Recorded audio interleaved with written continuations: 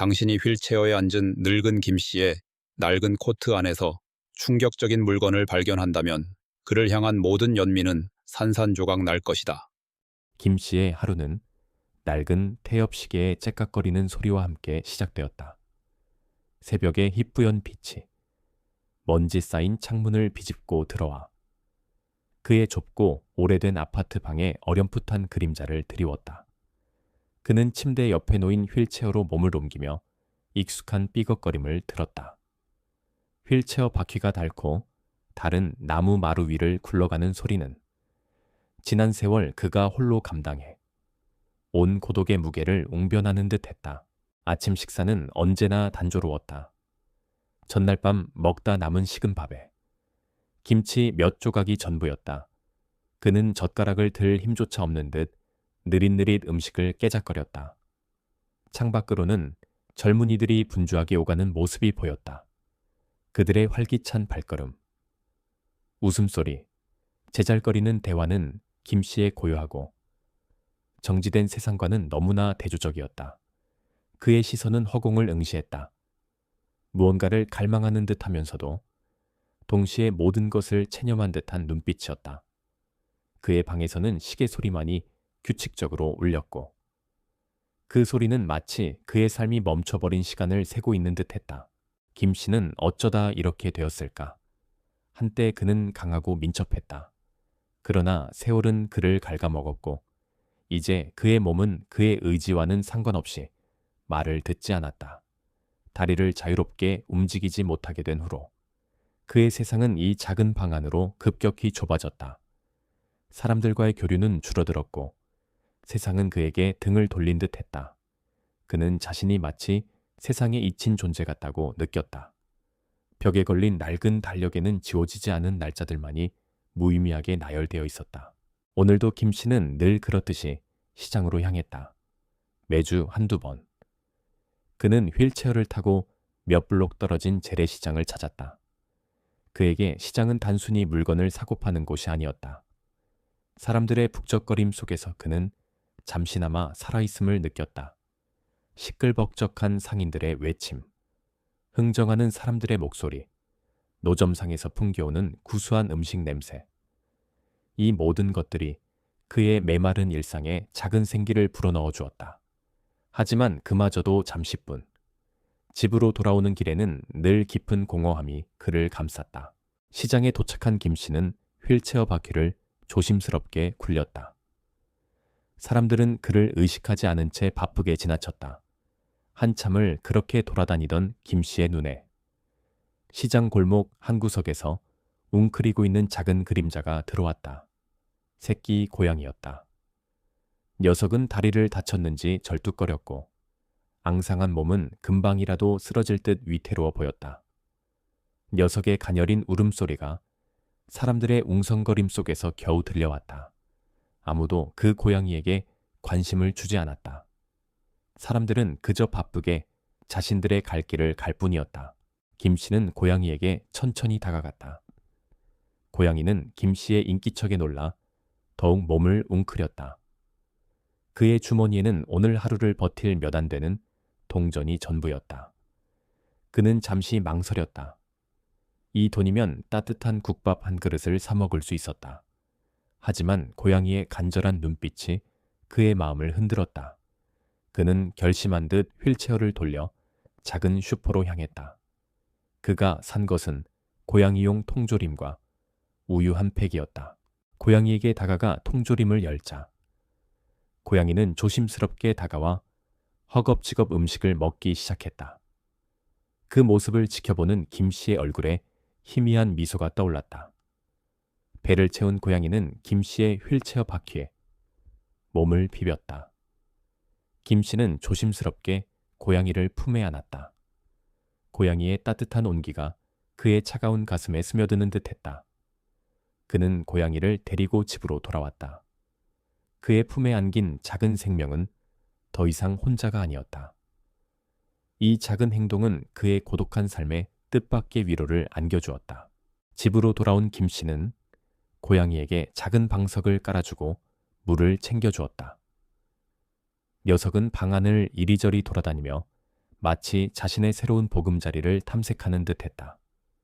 고양이의 존재는 그의 낡은 아파트에 작은 활기를 불어넣었다. 김 씨는 고양이가 잠든 모습을 한참 동안 지켜보았다. 그의 눈빛은 여전히 쓸쓸했지만 그 안에는 이제 미세한 온기가 깃들어 있었다. 그날 밤, 김 씨는 오랜만에 깊은 잠에 빠져들었다. 꿈속에서 그는 젊은 시절의 자신을 보았다. 군복을 입고 강렬한 눈빛으로 어딘가를 응시하는 모습. 잠에서 깬 그는 문득 침대 밑 낡은 서랍장을 떠올렸다. 서랍장 가장 깊은 곳. 먼지 앉은 상자 안에는 빛 바랜 사진 한 장이 있었다. 늠름한 젊은 남자가 군복을 입고 서 있는 사진. 그리고 그 옆에는 녹이 슬었지만 여전히 빛을 잃지 않은 낡은 금속 배지가 놓여 있었다. 그는 그것을 조용히 꺼내어 만져보았다. 차가운 금속의 감촉이 그의 손가락 끝에 닿았다. 그것은 그의 과거, 어쩌면 그가 잊고 살았던 또 다른 삶의 흔적이었다. 김 씨의 눈은 그 배지에 오래도록 머물렀다. 그것은 단순히 녹슨 금속 조각이 아니었다. 그것은 그의 삶에 숨겨진 비밀, 그가 누구였는지를 말해주는 작은 조각이었다. 그는 배지를 다시 상자 안에 넣고 서랍을 닫았다. 하지만 그날 밤, 그의 마음속에는 설명할 수 없는 작은 파문이 일렁였다. 김 씨의 아파트의 새로운 고양이. 미미 그가 지어준 이름이었다는 그의 단조로운 일상에 작은 빛을 가져다 주었다. 미미는 김 씨의 휠체어 뒤를 졸졸 따라다니거나 그의 무릎 위에서 잠을 청하며 그에게 위안을 주었다. 김 씨는 미미에게서 잊고 있던 따뜻함을 느꼈다. 그러나 그 평화는 오래 가지 못했다. 세상은 그를 다시금 차가운 현실로 끌어내렸다. 며칠 후, 김 씨는 늘 그렇듯이 미미를 데리고 시장에 나섰다. 따뜻한 햇볕 아래 시장은 여전히 활기찼다. 사람들의 활기찬 에너지 속에서 김 씨는 잠시나마 시름을 잊었다. 그가 즐겨 찾는 채소 가게 앞을 지나던 순간 그의 발걸음이 멈췄다. 늘 인자한 미소로 그를 맞이하던 박 씨, 할머니의 채소 좌판이 엉망진창이 되어 있었다. 싱싱한 채소들은 바닥에 나뒹굴고 좌판은 부서져 있었다. 아이고, 내 팔자야. 할머니의 울음 섞인 목소리가 찢어질 듯 들려왔다. 김 씨는 휠체어를 조심스럽게 움직여 할머니에게 다가갔다. 할머니의 얼굴에는 굵은 눈물방울이 흐르고 있었고 한쪽 뺨은 붉게 부어 있었다. 김 씨의 심장이 철렁 내려앉았다. 무슨 일이 일어난 것인지 묻기도 전에 근처에 있던 다른 상인들이 웅성거렸다. 저 양아치들이 또 왔어. 이젠 하다하다. 박 할머니까지 건드리네. 이 시장은 이제 글렀어. 저 깡패들 때문에 장사도 못 해먹겠어. 김 씨는 상인들의 대화 속에서 자초지종을 파악했다. 최근 몇 주 사이 대머리 사내라고 불리는 우두머리가 이끄는 시장 깡패. 무리가 나타나 상인들에게 자리세라는 명목으로 돈을 뜯어가고 있었다. 박 할머니는 가난한 형편 때문에 돈을 내지 못했고 결국 그들에게 폭행을 당하고 좌판까지 부서진 것이었다. 김 씨는 할머니의 부은 뺨과 부서진 좌판을 번갈아 보았다. 가슴 속에서 뜨거운 분노가 치밀어 올랐다. 그의 손은 무의식적으로 휠체어 손잡이를 꽉 움켜쥐었다. 분노와 함께 찾아온 것은 깊은 무력감이었다.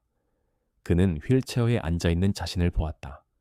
한때는 누구에게도 뒤지지 않는 강인한 남자였지만 이제 그는 그저 연약한 노인에 불과했다.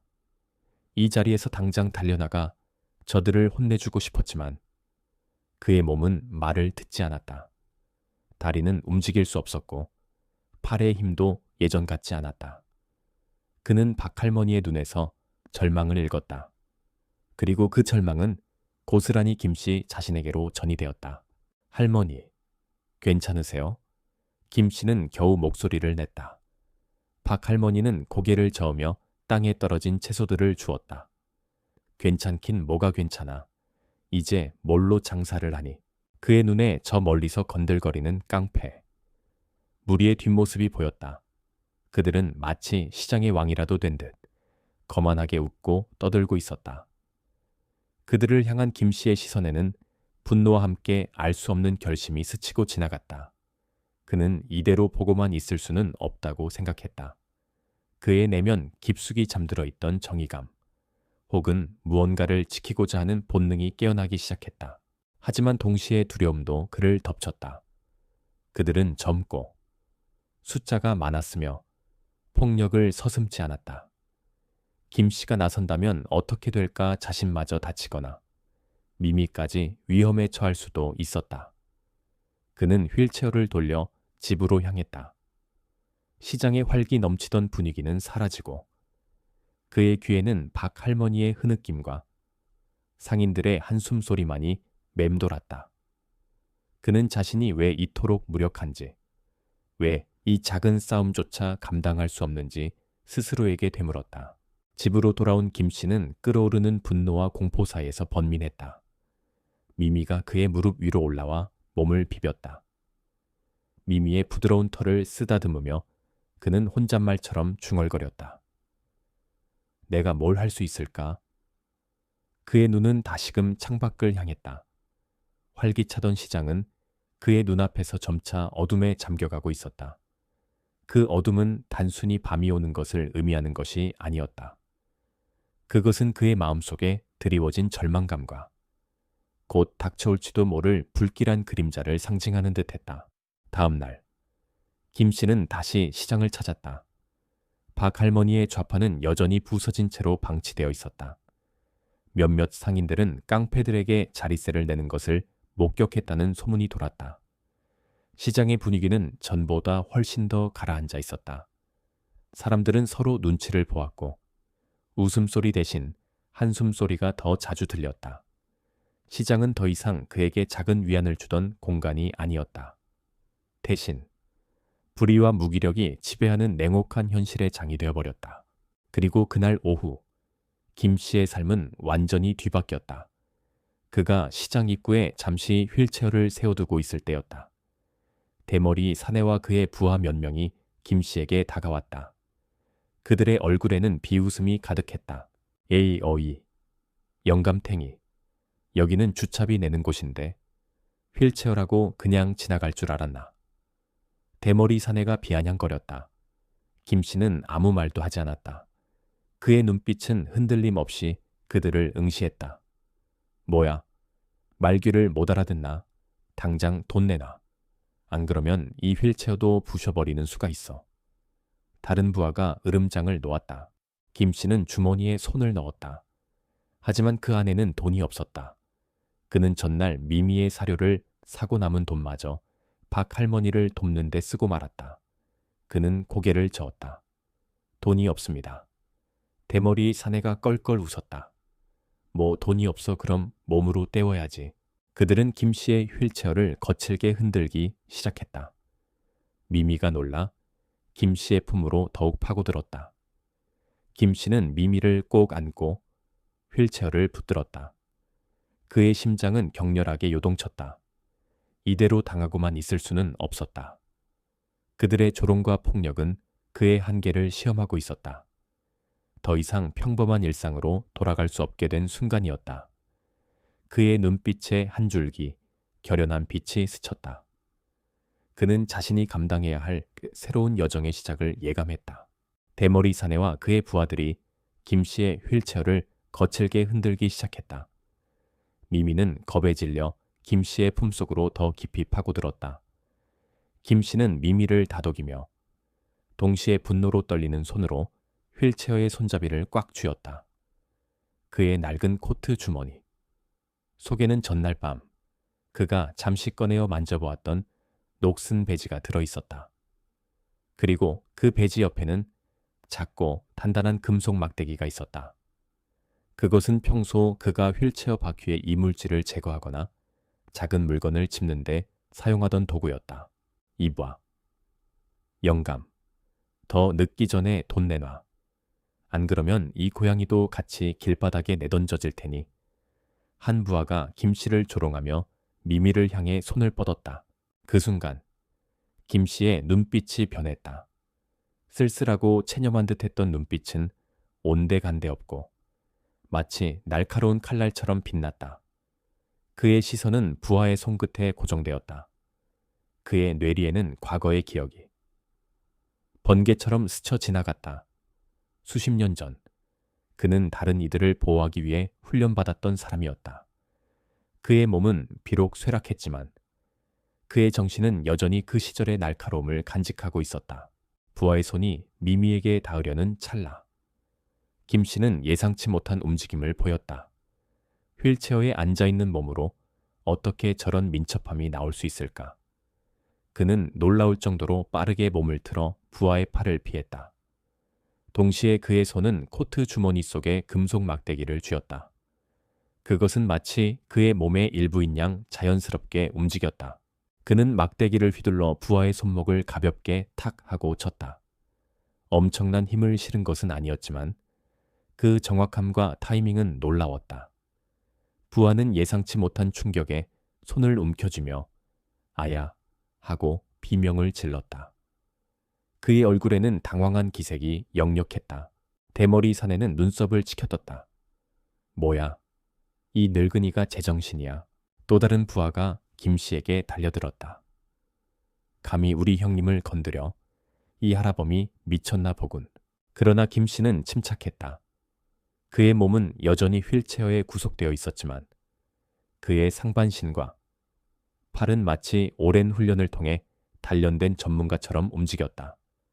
그는 달려드는 부하의 움직임을 정확히 읽고 금속 막대기를 이용해 그의 다리 사이로 빠르게 휘둘렀다. 부하는 발이 걸려 중심을 잃고 휘청거렸다. 넘어지지는 않았지만 균형을 잡기 위해 팔을 허우적거리는 모습은 우스꽝스러웠다. 이 모든 상황을 지켜보고 있던 시장 입구의 자파상 박씨. 아저씨, 그의 이름은 박영수였다는 눈을 비볐다. 박영수 씨는 늘 김 씨에게 친절하게 대했던 상인이었다. 그는 김 씨를 그저 휠체어에 의지하는 가난하고 불쌍한 노인으로만 생각했다. 하지만 지금 눈앞에서 벌어지는 일은 그의 상식을 완전히 뒤엎는 것이었다. 저 민첩함, 저 정확함은 단순히 운이 좋아서 나올 수 있는 것이 아니었다.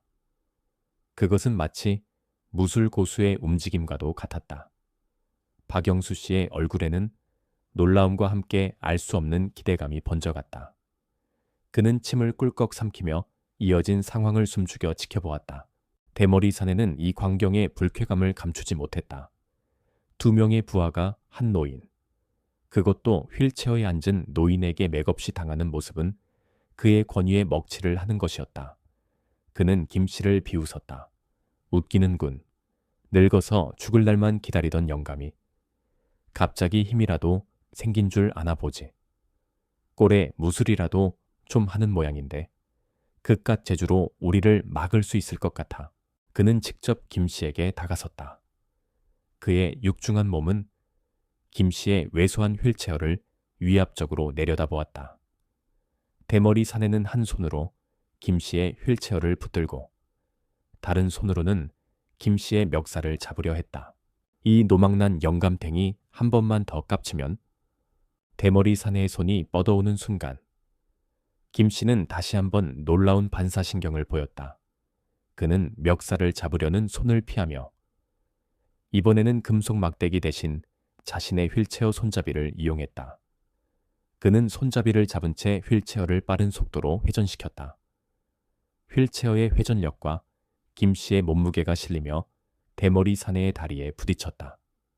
예상치 못한 일격에 대머리 사내는 휘청거렸고 균형을 잃고 뒤로 몇 걸음 물러섰다. 그는 눈을 부릅뜨고 김 씨를 노려보았다. 이 영감탱이가. 대머리 사내는 얼굴이 불그락푸르락해졌다. 그는 방금 자신이 한낱 휠체어 노인에게 당했다는 사실을 믿을 수 없었다. 그의 부하들 역시 어리둥절한 표정으로 서 있었다. 그들은 김 씨의 겉모습에 속아 그를 완전히 만만하게 보았던 것이다. 대머리 사내는 김 씨를 단순한 노인이 아니라고 판단하기 시작했다. 비록 당장은 큰 위협이 되지 않는다고 생각했지만 그의 권위에 도전한 것은 용서할 수 없는 일이었다. 그는 이빨을 드러내며 부하들에게 명령했다. 야, 이 새끼들아, 저 영감탱이. 똑바로 감시해. 뭔가 숨기는 게 있는 게 분명해. 그리고 시장 상인들한테 저 영감이랑 어울리지 말라고 경고해도 아주 본때를 보여줘야겠어. 깡패 무리는 일단 물러섰지만 그들의 눈빛에는 이전과는 다른 섬뜩한 기운이 깃들어 있었다. 대머리 사내는 김씨를 노려보며 으르렁거렸다. 좋아, 영감. 네가 뭔진 모르겠지만 이 시장은 우리 구역이야. 까불다가 아주 쓴맛을 보게 될 거다. 김씨는 아무 말 없이 그들의 뒷모습을 응시했다. 그의 품속에 안긴 미미는 여전히 떨고 있었지만 김씨의 마음속에서는 이제 더 이상 두려움이 아니었다. 그의 심장은 격렬하게 뛰고 있었다. 그는 자신이 오랫동안 묻어두었던 능력을 드러냈다는 것을 알고 있었다. 그리고 그로 인해 이제 피할 수 없는 싸움이 시작될 것이라는 것도. 그의 얼굴에는 알 수 없는 결의가 서려 있었다. 그의 과거가. 그가 누구였는지가 서서히 드러나기 시작한 순간이었다. 시장의 작은 골목, 햇살이 비추는 그곳에서 한 노인의 숨겨진 이야기가 비로소 세상의 고개를 내밀었다. 대머리 사내의 눈빛은 김씨를 향한 적개심으로 이글거렸다. 휠체어에 앉은 노인에게 체면을 구겼다는 사실은 그의 자존심을 긁었고 곧 거대한 분노로 변모했다. 그는 김씨의 평범해 보이는 겉모습 뒤에 숨겨진 무언가를 감지했지만 그것이 무엇이든 자신의 시장을 장악하려는 계획에 방해가 될 뿐이라고 생각했다. 며칠 후 대머리 사내는 시장 중앙광장에 상인들을 모두 모으라는 명령을 내렸다. 그곳은 한때 축제나 장터가 열리던 활기찬 공간이었지만 이제는 깡패들의 폭압적인 힘을 과시하는 상징적인 투기장이 되었다. 김씨는 박영수 씨의 자파상 근처에서 소식을 들었다. 박영수 씨는 안절부절 못하며 김씨에게 걱정스러운 시선을 보냈다. 김씨 아저씨, 가지 마세요. 저놈들이 분명 아저씨를 노리고 있을 거예요. 괜히 나섰다가 다치기라도 하면. 박영수 씨는 강혹히 만류했다. 김씨는 고개를 저었다. 그의 얼굴에는 단호함이 서려 있었다. 피한다고 해결될 일이 아니오. 저들이 원하는 건 시장을 완전히 장악하는 거요. 오늘 끝내야 해. 미미는 김씨의 품속에서 고개를 들어 그의 얼굴을 올려다보았다. 김씨는 미미의 머리를 부드럽게 쓰다듬어 주었다. 그는 미미를 집에 두고 가려 했지만 미미는 그의 휠체어에서 떨어지려 하지 않았다. 결국 그는 미미를 품에 안은 채 시장 광장으로 향했다. 광장은 이미 삼삼오오 모인 상인들로 북적였다. 그들의 얼굴에는 불안과 체념이 교차했다. 그 누구도 감히 대머리 사내에게 맞설 엄두를 내지 못하는 듯했다. 대머리 사내는 광장 한가운데 높은 상자 위에 올라서서 위압적인 모습으로 상인들을 내려다보고 있었다. 그의 옆에는 덩치 큰 부하들이 늘어서 있었고 그들의 손에는 쇠파이프나 야구, 방망이가 들려 있었다. 그는 한 손에 종이 뭉치를 들고 있었다. 오늘부터 이 시장의 모든 상인들은 이 시장 발전 기금 계약서에 서명해야 한다. 대머리 사내의 목소리가 광장에 울려 퍼졌다. 서명하지 않는 자는 더 이상 이 시장에서 장사할 수 없을 줄 알아라. 내 말은 곧 법이다. 상인들 사이에서 웅성거림이 일었지만 아무도 감히 반항하지 못했다. 그때 김씨가 휠체어를 밀고 사람들 사이를 가로질러 나섰다. 그의 등장에 광장은 일순간 정적에 휩싸였다. 모든 시선이 그에게로 향했다. 그건 강탈이요. 한 단위 넘가요. 김씨의 목소리는 작았지만 그 울림은 광장 전체에 퍼지는 듯했다. 당신들은 상인들의 핏땀을 빼앗으려는 도적대에 불과해. 대머리 사내의 얼굴이 순식간에 굳어졌다. 그는 김씨를 비웃듯이 내려다보았다. 오호라, 이 영감탱이가 또 나타났군. 지난번엔 운이 좋았겠지만 오늘은 아니야. 오늘은 네가 설칠 자리가 아니라고. 그는 상자에서 내려와 김 씨에게로 다가섰다. 그의 부하들도 김 씨의 주위를 에워쌌다. 상인들은 숨죽이며 이 상황을 지켜보았다.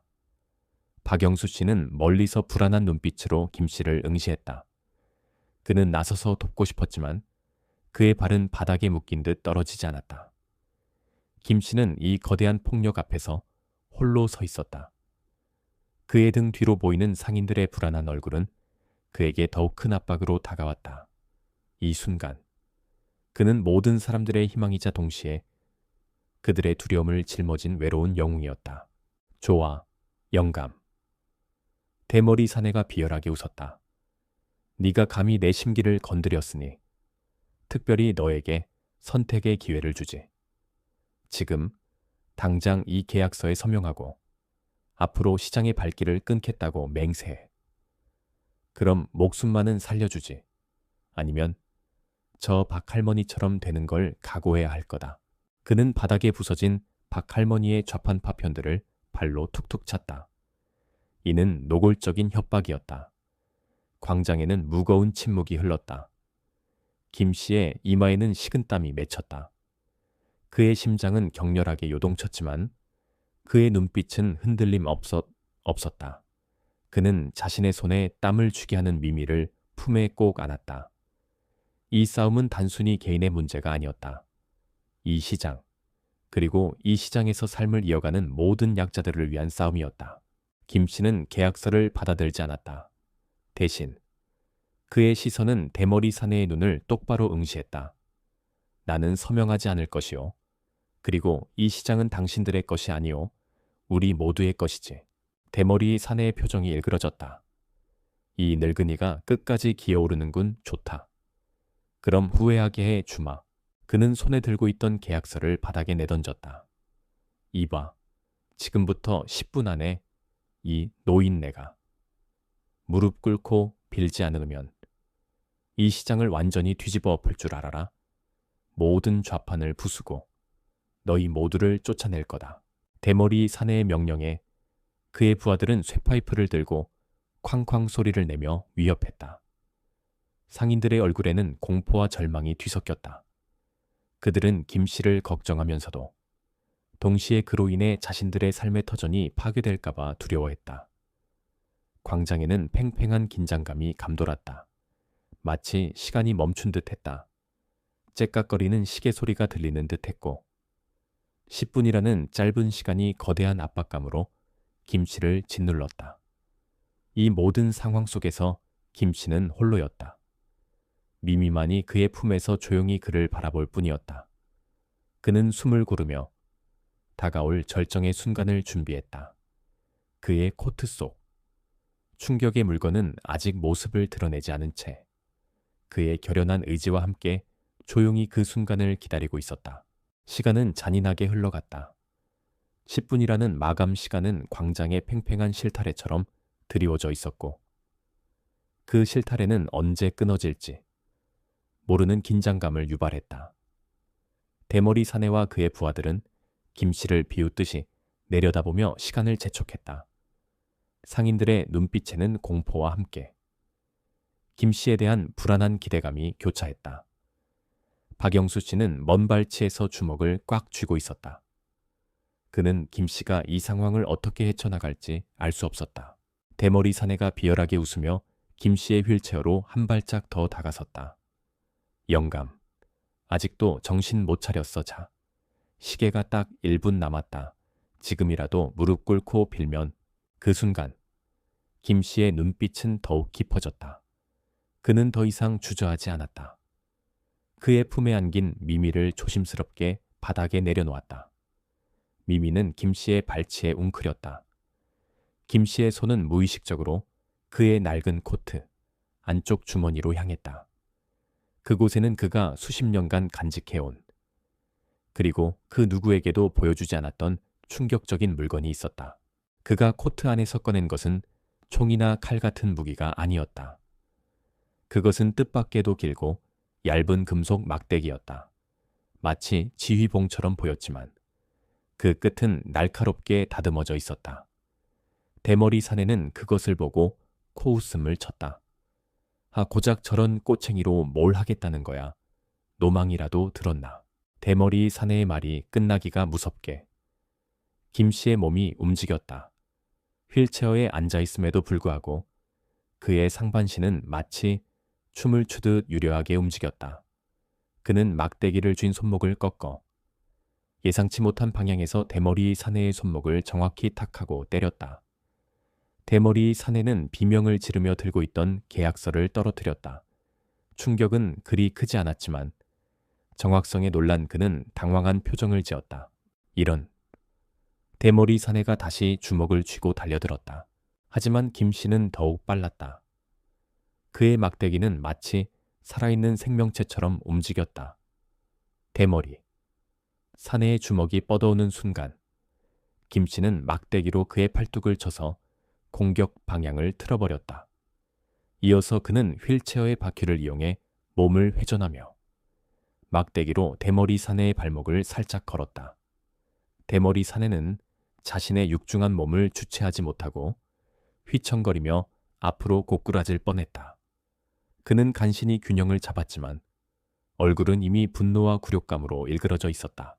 광장의 상인들은 숨을 멈췄다. 그들은 눈앞에서 벌어지는 믿을 수 없는 광경의 입을 다물지 못했다.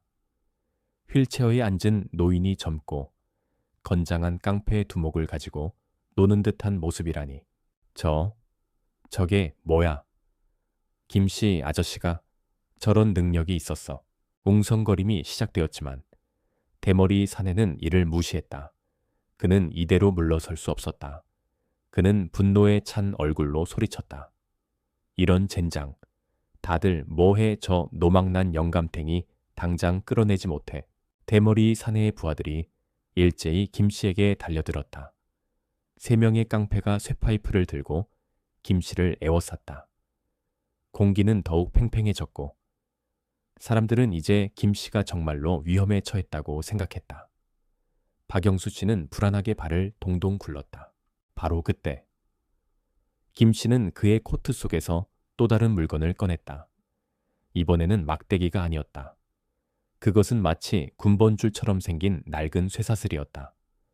그는 그 쇠사슬을 막대기와 연결하더니 마치 무기처럼 휘두르기 시작했다. 그의 움직임은 더욱 빠르고 예측 불가능해졌다. 쇠사슬이 허공을 가르는 소리가 휙휙 하고 들렸다. 그의 기술은 단순한 힘이 아니었다. 그것은 오랜 훈련과 경험에서 우러나오는 통제력과 정확성이었다. 그는 쇠사슬로 깡패들의 쇠파이프를 가마차에서 방향을 틀어버리거나 발목을 걸어 넘어뜨렸다. 그는 단 한 번도 직접적으로 상대를 공격하여 상해를 입히지 않았다. 그의 목표는 상대의 균형을 무너뜨리고 그들의 공격을 무력화시키는 것이었다. 그는 마치 보이지 않는 실로 상대를 조종하는 꼭두각시 장인 같았다. 한 부하가 김 씨의 뒤를 노리고 달려들었을 때 김 씨는 휠체어를 180도 회전하며 동시에 쇠사슬로 그의 다리를 쳐서 넘어뜨렸다. 다른 부하가 쇠파이프를 휘두르자 김 씨는 몸을 뒤로 젖혀 피하면서 쇠사슬로 파이프를 가마채 김 씨의 손에서 튕겨나가게 했다. 광장은 순식간에 김 씨의 기이하고도 능숙한 무술 시범장이 되어버렸다. 그리고 절정의 순간이 왔다. 대머리 사내는 더 이상 참지 못하고 직접 김 씨에게 달려들었다. 그는 김 씨의 휠체어를 통째로 뒤엎으려는 듯이 돌진했다. 바로 그때 김 씨는 막대기와 쇠사슬을 놓았다. 그의 손은 순식간에 코트 주머니 속으로 다시 들어갔다. 대머리 사내는 김 씨가 겁을 먹었다고 생각하며 비웃었다. 하하하, 이제야 포기하는군. 하지만 김 씨의 손에서 나온 것은 무기가 아니었다. 그것은 다름 아닌 녹음기였다. 그는 녹음기를 높이 들어 올렸다. 그리고 재생 버튼을 눌렀다. 오늘부터 이 시장의 모든 상인들은 이 시장 발전 기금 계약서에 서명해야 한다. 서명하지 않는 자는 더 이상 이 시장에서 장사할 수 없을 줄 알아라. 내 말은 곧 법이다. 지금부터 10분 안에 이 노인네가 무릎 꿇고 빌지 않으면 이 시장을 완전히 뒤집어 엎을 줄 알아라. 모든 좌판을 부수고 너희 모두를 쫓아낼 거다. 대머리 사내의 쩌렁쩌렁한 목소리가 광장에 울려 퍼졌다. 그가 상인들을 협박하고 시장을 파괴하겠다고 위협하는 목소리였다. 녹음된 음성은 너무나 선명했고 현장에 있는 모든 상인이 그 내용을 또렷하게 들을 수 있었다. 광장은 순식간에 술렁거렸다. 경악, 충격, 그리고 인의 환호성이 터져 나왔다. 상인들은 대머리 사내의 계략에 분노하며 김 씨를 향해 박수를 보냈다. 그들은 김 씨의 몸짓 하나하나에 집중했고 이제 그에게서 희망을 보았다.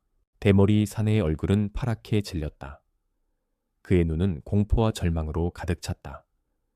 그는 자신이 파놓은 함정에 스스로 빠진 꼴이 되었다. 그는 당황해서 녹음기를 빼앗으려 했지만 이미 때는 늦었다. 그 순간 멀리서 사이렌 소리가 들려왔다. 박영수 씨가 몰래 경찰에 신고했던 것이다. 경찰차가 광장으로 진입하자 대머리 사내와 그의 부하들은 혼비백산하여 도망치려 했다. 하지만 이미 늦었다. 경찰들은 상인들의 증언과 녹음된 증거를 바탕으로 그들을 현장에서 체포했다. 광장은 축제 분위기로 변했다. 상인들은 김 씨에게 달려와 그의 손을 잡고 눈물을 흘렸다. 김 씨, 아저씨, 정말 감사합니다. 아저씨가 아니었으면 우리는 끝장났을 거예요. 박 할머니는 김 씨의 손을 잡고 연신 고맙다는 말을 반복했다. 그녀의 눈에서는 감격의 눈물이 흘렀다. 박영수 씨는 김 씨의 어깨를 두드리며 자부심 가득한 미소를 지었다. 그의 눈에는 존경심이 가득했다. 김 씨는 상인들의 환호와 박수 속에서 조용히 미소 지었다. 그의 얼굴은 여전히 지쳐 보였지만 그의 눈빛은 평화로웠다. 그는 오랫동안 잊고 살았던 자신의 진정한 모습을 되찾은 듯했다. 그의 승리는 단순히 깡패들을 물리친 것이 아니었다. 그것은 오랫동안 억압받던 약자들의 명예를 회복시키고 그들에게 다시금 희망을 선물한 위대한 승리였다. 광장을 가득 메운 사람들의 환호성은 한 휠체어 노인이 이룩한 기적 같은 승리를 찬양하는 노래 같았다. 시장의 환호성은 경찰차의 사이렌 소리와 함께 점차 잦아들었다. 대머리 사내와 그의 부하들은 수갑을 차고 경찰차에 태워졌다. 그들의 얼굴에는 이제 오만함 대신 절망과 분노가 뒤섞여 있었다. 광장에 모인 상인들은 그들이 끌려가는 모습을 지켜보며 안도의 한숨과 함께 환호성을 보냈다. 그들의 눈에는 더 이상 두려움이 아닌 희망이 빛났다. 대머리 사내는 감옥에 갇히게 될 것이고 시장은 마침내 그들의 압제에서 벗어났다.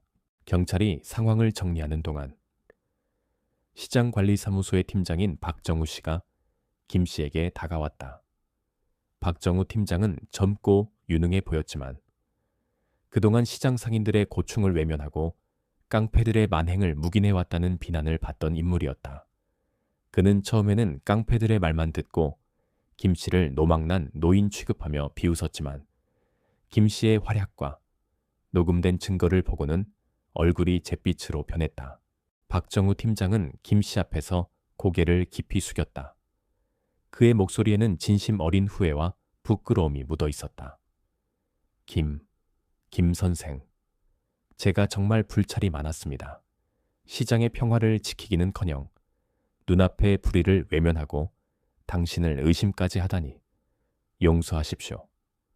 그는 땀으로 축축한 손으로 김 씨의 손을 조심스럽게 잡았다. 당신 덕분에 시장이 다시 살아났습니다. 정말 감사합니다. 김 씨는 조용히 고개를 끄덕였다.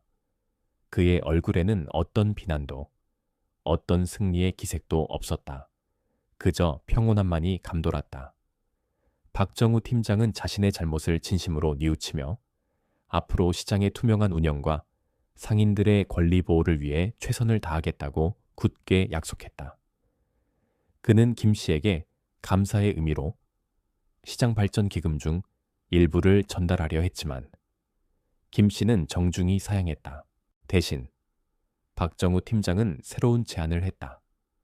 김 선생, 당신의 지혜와 경험은 이 시장에 정말 필요합니다. 혹시 괜찮으시다면 새로이 설립될 시장상인 보호위원회의 고문을 맡아주시지 않겠습니까? 당신의 조언이라면 상인들이 다시는 이런 어려움을 겪지 않을 겁니다. 김 씨의 눈이 살짝 커졌다. 고문이라는 직책은 단순히 명예직이 아니었다. 그것은 그가 직접 시장의 질서를 잡고 약자들을 보호하며 자신의 경험과 지혜를 사회에 환원할 수 있는 의미 있는 기회였다. 그는 잠시 생각에 잠겼다가 이내 고개를 끄덕였다.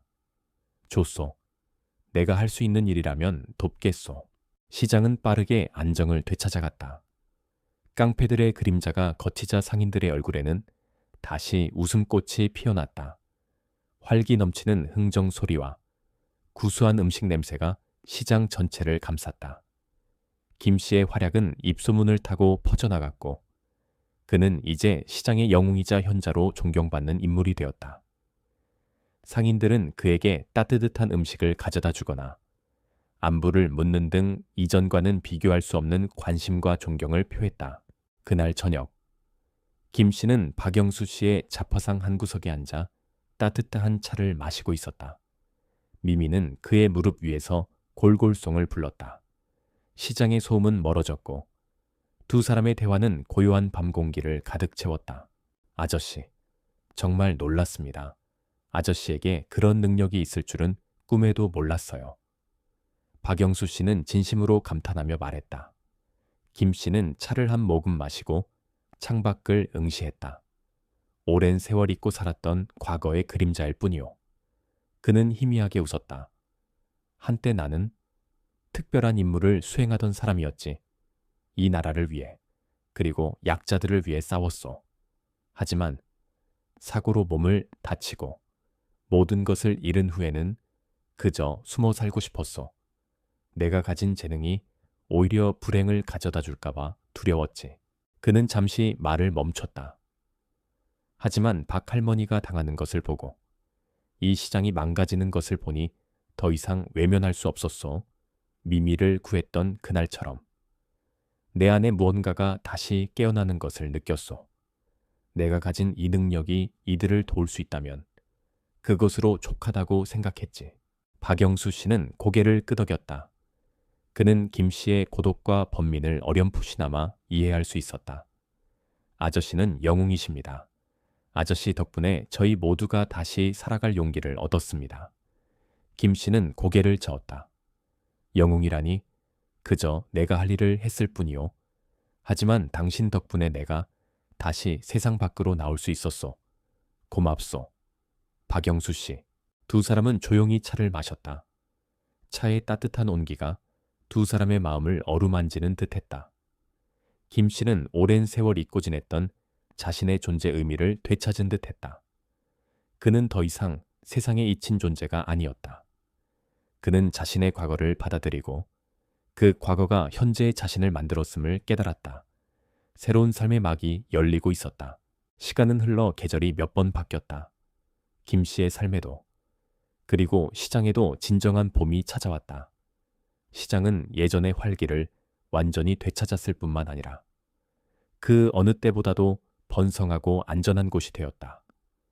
불법적인 자리세는 사라졌고 상인들은 마음 편히 장사할 수 있게 되었다. 이 모든 변화의 중심에는 휠체어에 앉은 김 씨가 있었다. 김 씨는 시장상인 보호위원회의 고문으로서 매일 시장에 출근했다. 그의 휠체어는 이제 시장의 상징과도 같았다. 그는 매일 상인들의 이야기를 듣고 그들의 어려움을 해결해주며 새로운 시장 정책에 대한 조언을 아끼지 않았다. 그의 지혜와 경험은 상인들에게 큰 힘이 되었다. 그는 더 이상 외로운 존재가 아니었다. 시장 상인들은 그를 시장 아저씨 혹은 김 선생님이라 부르며 진심으로 존경하고 따랐다. 김 씨의 아파트. 역시 변했다. 박영수 씨와 다른 상인들이 번갈아 가며 김 씨의 집을 청소하고 불편한 곳을 고쳐주었다. 미미는 이제 어엿한 성묘가 되어 김 씨의 곁을 그림자처럼 지켰다. 그녀는 김 씨의 무릎 위에서 낮잠을 자거나 휠체어 바퀴 뒤를 졸졸 따라다니며 그의 유일한 버시자 가족이 되어 주었다. 김 씨의 얼굴에는 이제 늘 평화롭고 온화한 미소가 어려 있었다. 그의 눈빛은 여전히 깊었지만 쓸쓸함 대신 따뜻함과 만족감이 가득했다. 김 씨는 단순히 시장을 관리하는 것을 넘어 공동체를 위한 의미 있는 일을 시작했다. 그는 시장 근처에 새로 생긴 작은 도서관 겸 커뮤니티 센터에서 시장 이야기, 시간이라는 프로그램을 운영하기 시작했다. 매주 토요일 오후, 그는 아이들과 어른들을 위해 시장의 역사, 상인들의 삶, 그리고 정직과 용기의 중요성에 대한 이야기를 들려주었다. 그의 이야기는 사람들에게 큰 영감을 주었다. 특히 아이들은 휠체어에 앉아 차분한 목소리로 신비로운 과거의 이야기를 들려주는 김 씨를 이야기꾼 할아버지라 부르며 따랐다. 어느 화창한 봄날 오후, 김 씨는 커뮤니티 센터 강단에 앉아 아이들에게 이야기를 들려주고 있었다. 그는 젊은 시절의 모험과 용기, 그리고 정의를 위해 싸웠던 경험에 대해 이야기했다. 그의 목소리에는 과거의 아픔이 아닌 그것을 극복하고 얻은 지혜와 평온함이 묻어 있었다. 아이들은 초롱초롱한 눈으로 그의 이야기에 귀 기울였다. 그래서 우리는 어떤 어려움이 닥치더라도 용기를 잃지 말아야 한단다. 그리고 무엇보다 중요한 것은 약한 이들을 돕고 함께 살아가는 마음이지. 혼자서는 힘든 일도 함께라면 해낼 수 있단다. 이야기가 끝나자 아이들은 일제히 박수를 쳤다. 김 씨는 따뜻하게 웃으며 아이들의 질문에 답해 주었다. 그의 시선은 창밖을 향했다. 창밖으로는 활기 넘치는 시장 풍경이 한눈에 들어왔다. 싱싱한 채소를 파는 박할머니의 좌판은 이제 새로운 모습으로 단장되어 있었고, 박영수 씨의 잡화상 앞에는 손님들이 북적였다. 모든 것이 제자리를 찾은 듯 했다. 그는 문득 자신의 삶이 완벽하게 괜찮아진 것을 넘어 이전보다 훨씬 더 풍요롭고 의미 있게 변했음을 깨달았다. 그는 다리를 다치기 전의 자신보다 오히려 지금의 자신이 더 충만하다고 느꼈다. 고독했던 삶은 사람들과의 연결로 채워졌고, 잊혔던 재능은 세상을 이롭게 하는데 사용되었다. 이야기 시간이 끝난 후, 김 씨는 휠체어를 타고 도서관 입구로 향했다. 입구에는 새로 심은 작은 화분이 놓여 있었다. 화분 속에서는 연두빛 새싹이 힘차게 돋아나고 있었다. 그것은 그의 삶에 찾아온 두 번째 봄을 상징하는 듯했다. 김 씨는 새싹을 물끄러미 바라보았다. 그의 얼굴에는 잔잔한 미소가 번졌다. 그의 곁에는 미미가 조용히 앉아 그의 발목에 몸을 비볐다. 그리고 저 멀리 시장에서는 사람들의 활기찬 웃음소리와 흥정 소리가 마치 화음처럼 들려왔다. 김 씨는 조용히 눈을 감았다. 그의 마음속에는 따뜻한 희망이 가득했다. 그의 이야기는 여기서 끝나는 것이 아니었다. 그것은 새로운 시작이었고, 앞으로도 계속될 아름다운 삶의 연장이었다. 이야기꾼, 이야기가 어떠셨나요? 이 이야기가 마음에 드셨다면 좋아요와 구독, 그리고 알림 설정까지 부탁드립니다. 다음에도 더 감동적인 이야기로 찾아올게요.